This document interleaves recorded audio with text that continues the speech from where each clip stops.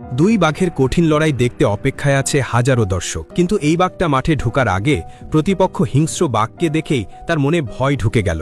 তখন বাঘটা এখান থেকে চলে যেতে চাইল।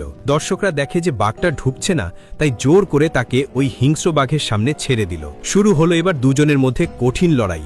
এক পর্যায়ে হিংস্র বাঘটা ওই বাঘকে মাটিতে চেপে ধরল, আর তখনই ঘটল আশ্চর্য ঘটনা। হিংস্র বাঘটা হঠাৎ শান্ত হয়ে গেল। দুজনের চোখে চোখ পড়তেই তাদের ছোটবেলার কথা মনে পড়ে গেল।